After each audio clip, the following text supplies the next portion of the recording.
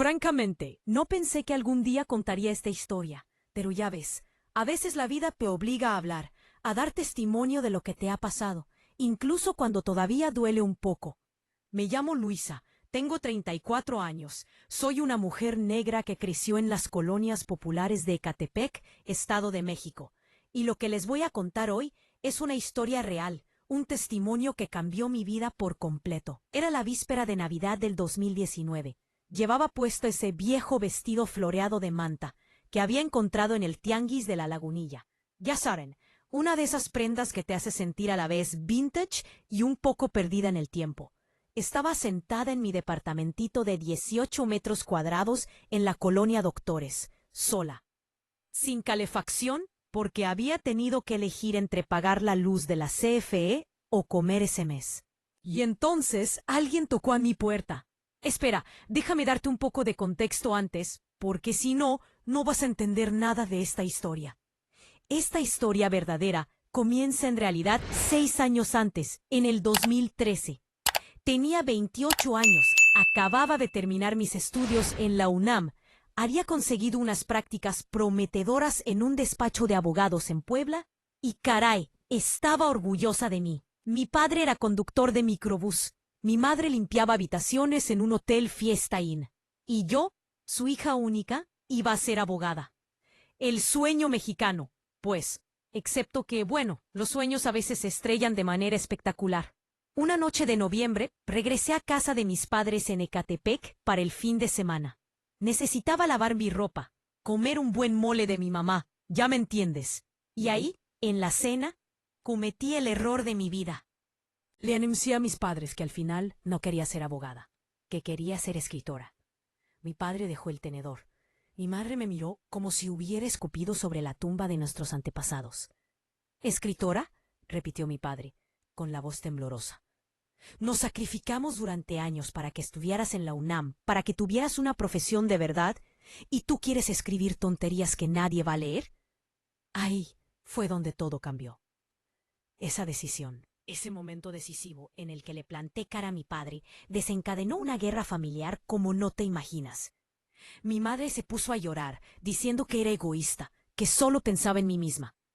Mi padre se puso rojo, con las venas del cuello hinchadas, como cables de luz.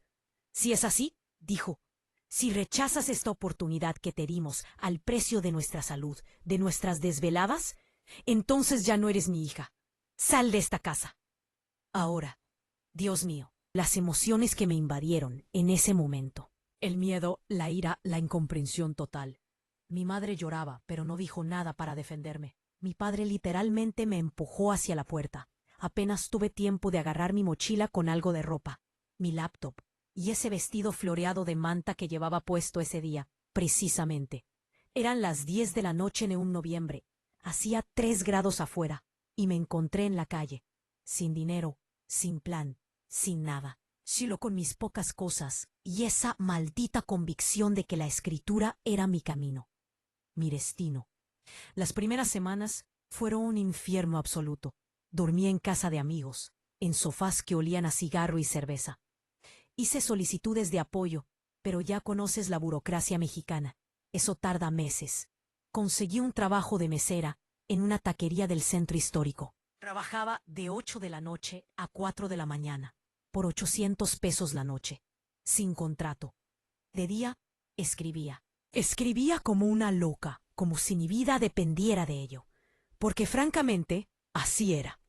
Era mi única forma de darle sentido a ese sufrimiento, a esa traición familiar que me carcomía por dentro. Durante esos años, del 2013 al 2019, viví un verdadero viaje de vida. Aprendí cosas que ninguna escuela te enseña. Aprendí a administrar un presupuesto miserable. Cuando ganas 9,000 pesos al mes y tu renta cuesta 6, que vuelves creativa. Créeme, descubrí apps como Fintonic y MoneyWiz para seguir cada centavo que gastaba. Apuntaba todo en una libretita. 30 pesos para fideos en el Walmart, 10 pesos para el metro, 5 pesos para un café en la fondita de la esquina. Esa disciplina financiera se volvió mi religión. Pero sobre todo, seguí escribiendo. Todas las mañanas, de 6 a 10, antes de ir a hacer limpiezas o servir tacos, me instalaba en una biblioteca Vasconcelos y escribía cuentos, artículos, crónicas. Los enviaba a todos lados, a Reforma, a Proceso, a blogs, a pequeñas revistas literarias. El 99% de las veces recibía rechazos, pero ese 1% de aceptaciones, caray, valía todos los sacrificios. En el 2015, publiqué mi primer cuento en una revista literaria de Guadalajara. Me pagaron 1,000 pesos, 1,000 malditos pesos por 3 meses de trabajo. Pero ¿sabes qué? Era la victoria más bonita de mi vida en ese momento. Era la prueba de que había tenido razón, de que esa decisión valiente de dejarlo todo para seguir mi pasión no era una locura completa. Y luego, poco a poco, las cosas empezaron a moverse. En el 2016, un artículo mío sobre la gentrificación en la Condesa se hizo viral. En el 2017, firmé mi primer contrato con un pequeño editor independiente para un libro de cuentos. El anticipo era ridículo, 50,000 pesos, pero era un comienzo.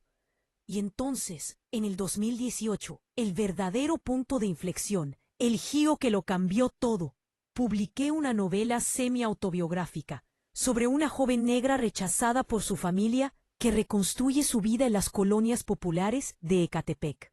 El libro se llamaba Exiliada en mi tierra. Fue un éxito. No un bestseller internacional, pero en México se vendieron 40,000 ejemplares el primer año. Gané 800,000 pesos en regalías. 800,000 pesos.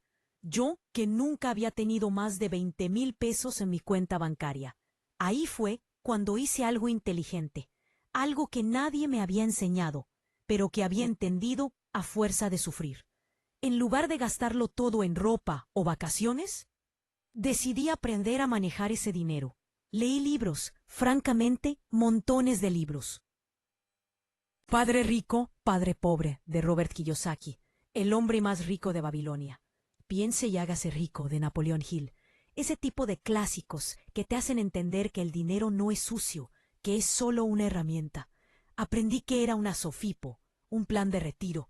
Abrí una cuenta en GBM Plus.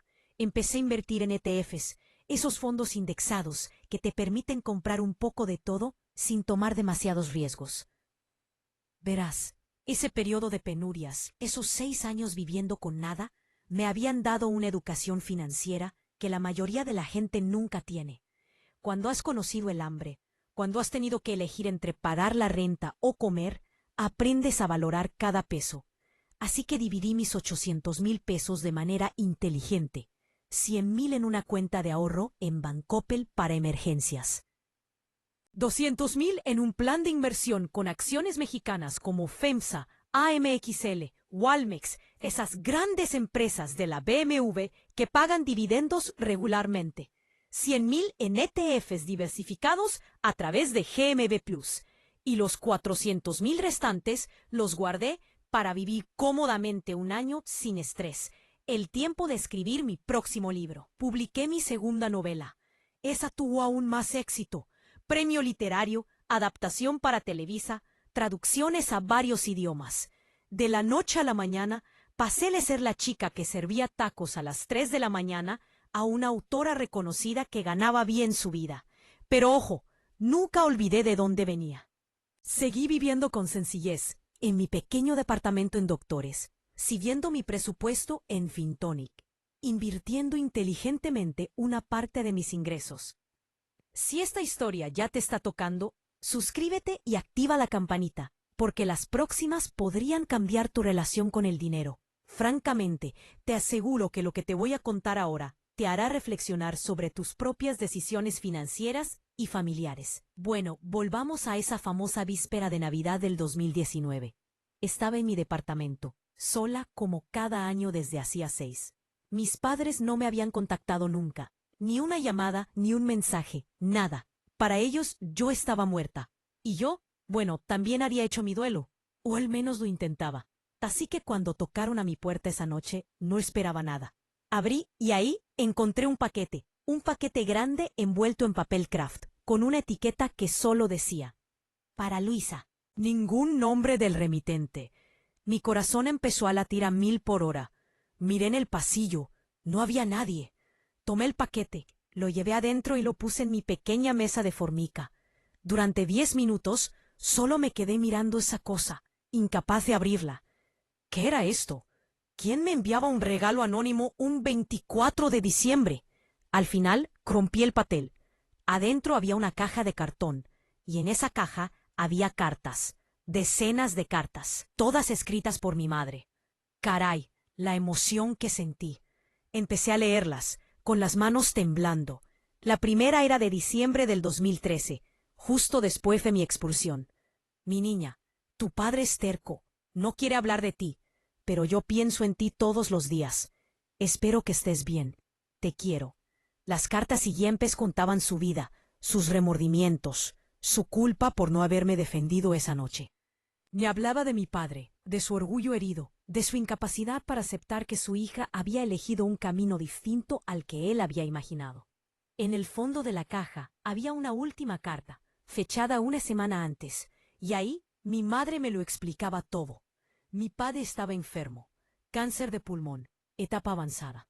Había rechazado los tratamientos, le quedaban quizás 3 meses de vida. Y mi madre, en un acto de rebelión tardía pero valiente, había decidido enviarme todas esas cartas que había escrito durante 6 años pero nunca enviado. Me suplicaba que fuera a verlos, que perdonara, que no dejara que mi padre muriera sin que nos reconciliáramos. Mira, francamente, quedé destrozada. Todos esos sentimientos contradictorios que me invadían, la rabia de haber sido abandonada durante 6 años, la tristeza de saber que mi padre se moría. La culpa también, curiosamente, como si fuera mi culpa. Esta revelación, este regalo anónimo, era como una bomba emocional que explotaba en mi vida justo cuando había logrado reconstruir algo estable. Al día siguiente, el día de Navidad, fui a casa de mis padres. Tomé el metro hasta Ecatepec, caminé por esas calles que conocía de memoria y toqué a su puerta. Mi madre abrió, lloró al verme.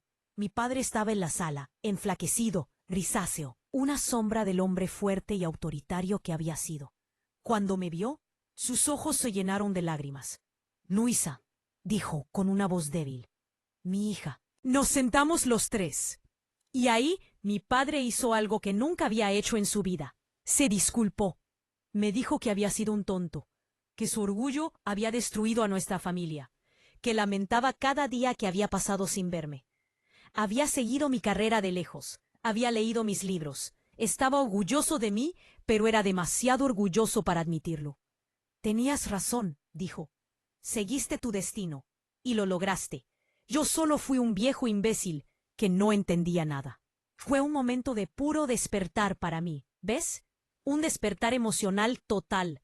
Me di cuenta de que durante 6 años había cargado con esa rabia, ese rencor como un peso muerto, y que al final perdonar no era por mi padre, era por mí, para liberarme de esa carga. Pasamos la Navidad juntos, los tres, contándonos nuestras vidas, llorando, riendo también a veces. Mi madre hizo mole, como antes, y francamente fue la mejor comida de mi vida. Mi padre murió 2 meses después, en febrero del 2020.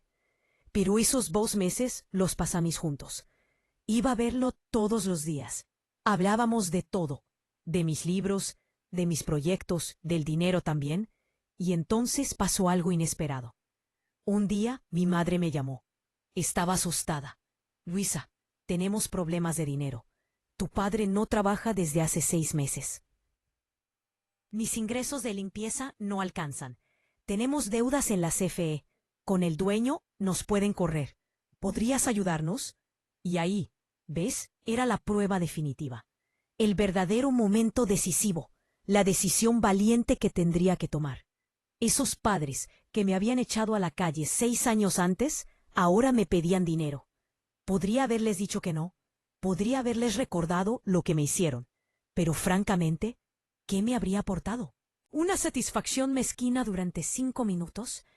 Así que hice lo que la educación financiera que me había dado a mí misma me había enseñado a hacer. Actué con inteligencia, con un plan. No solo les di dinero así porque sí. No. Me senté con mi madre, revisé todas sus finanzas, sus deudas, sus gastos. Era un desastre total.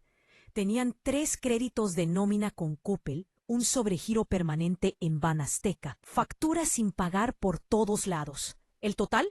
300,000 pesos de deudas. Pagué todas sus deudas de una vez, 300,000 pesos, sacados directamente de mi plan de inversión. Pero ojo, no les di ese dinero gratuitamente. Les expliqué que era un préstamo a tasa cero, que mi madre me devolvería cuando pudiera, sin presión. Pero sobre todo, pasé horas enseñándoles lo que yo había aprendido. Cómo hacer un presupuesto mensual, cómo no dejarse engañar por los créditos al consumo, cómo ahorrar incluso con ingresos pequeños. Le abrí a mi madre una cuenta en Nubank gratuita para que pudiera seguir mejor sus gastos con su app. Le instalé FinTonic en su teléfono. Le mostré cómo guardar aunque fuera 1,000 pesos al mes en una cuenta de ahorro. Verás, esa fue mi forma de transformar esta historia dolorosa en algo constructivo. Esta prueba que viví, este rechazo familiar que pudo haberme destruido, me dio herramientas. Y ahora podía transmitir esas herramientas. Era mi lección de vida, la lección que aprendí con dolor. El dinero no es solo cuestión de cifras, es cuestión de educación, de disciplina, de decisiones conscientes. Después de la muerte de mi padre, seguí ayudando a mi madre. No financieramente, o muy poco, sino acompañándola en su gestión. Hoy, en el 2024, ella ya me pagó su deuda. Tiene 200,000 pesos en su cuenta de ahorro y no tiene ningún crédito. A sus 63 años, por fin tiene una vida financiera estable. Y eso, francamente, me hace más feliz que todos mis éxitos literarios. Ahora, déjame hablarte de la moraleja de esta historia, porque es importante. Esta historia real que acabo de contarte, este testimonio personal, contiene varias lecciones esenciales que quiero compartir contigo.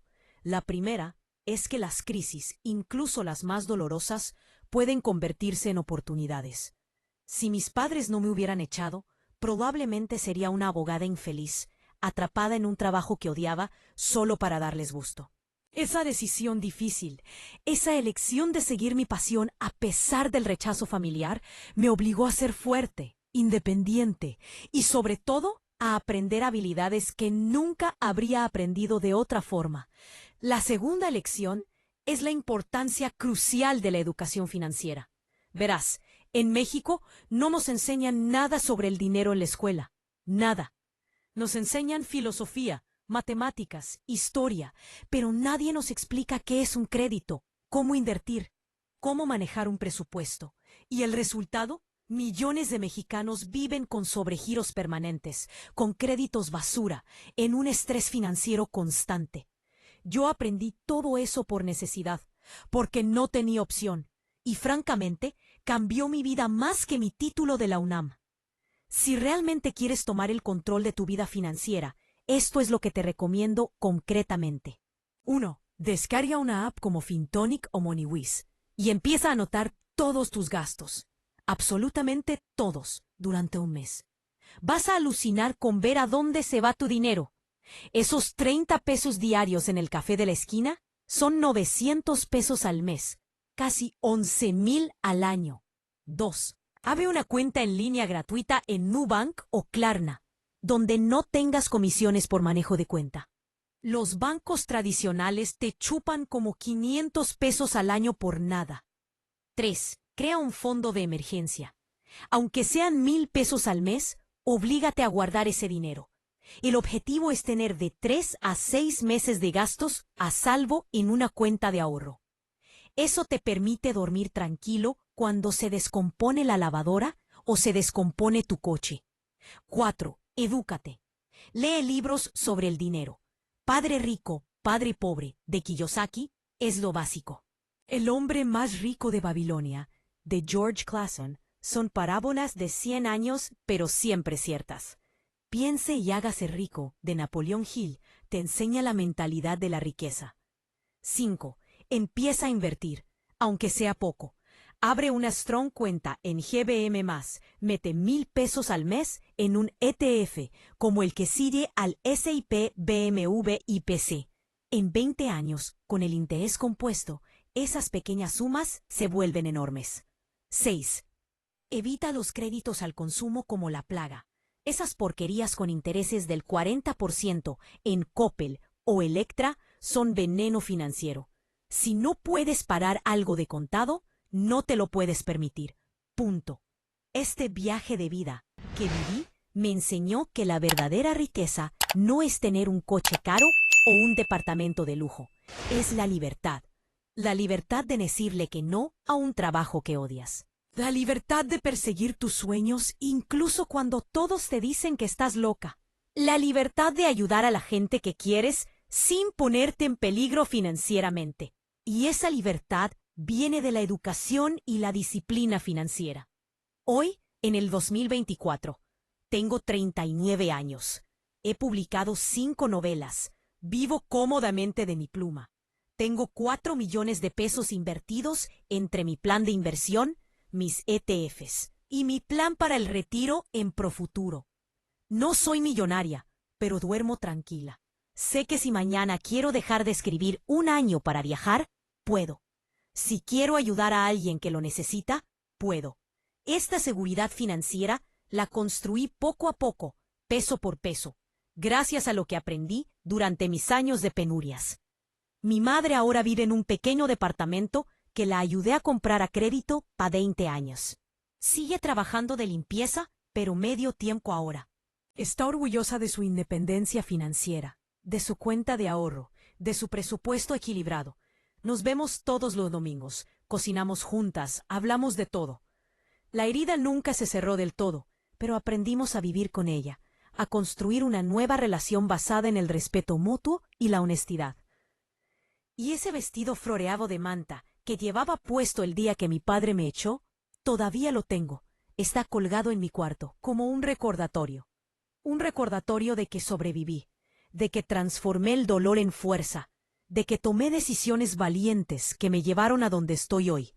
A veces, cuando dudo, cuando me da miedo tomar un riesgo, miro esa vieja prenda y me digo, Luisa, sobreviviste a algo peor.